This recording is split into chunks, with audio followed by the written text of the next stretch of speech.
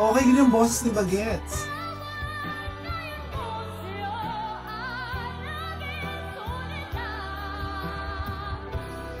Sana mo bigyan din ng chance.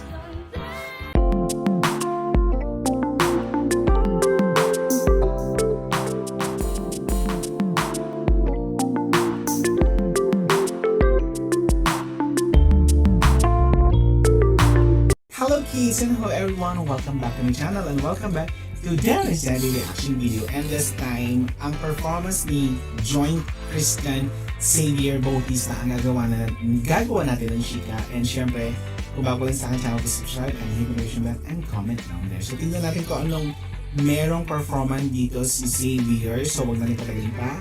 Let's go sa video.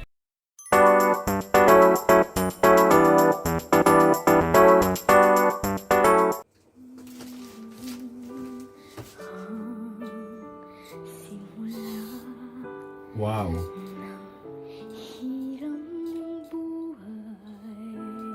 Iba siya ha?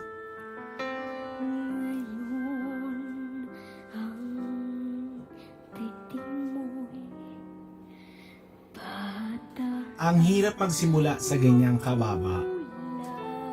Especially Bagets.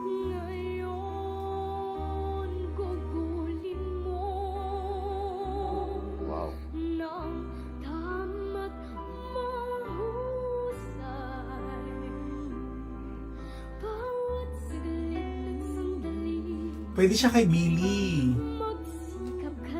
Kung sakasakali.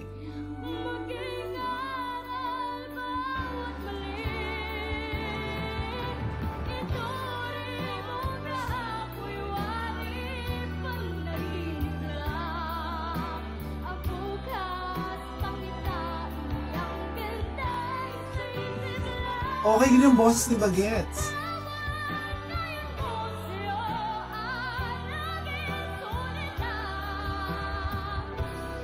Sana mo bigyan din ng chance.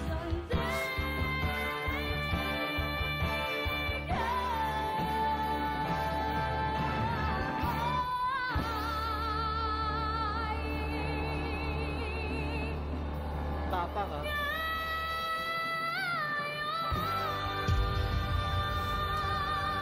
Nice one. Good job, Billy. Wow. Buti na lang nabigyan ng chance si Junix kasi may ilalaban. Malawak din ang range ng boses ng bata. Nasa tono at the same time, alam niya yung kanta niya.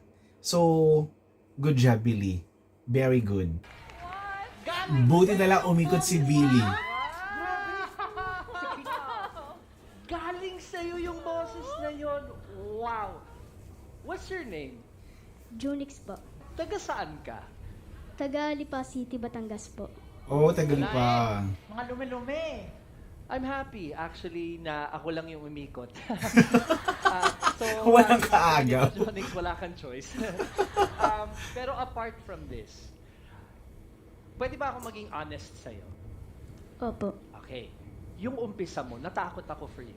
Sa totoo, Kasi sa ang sobrang hirap. haba nung umpisa, halos hindi namin marinig yung boses mo.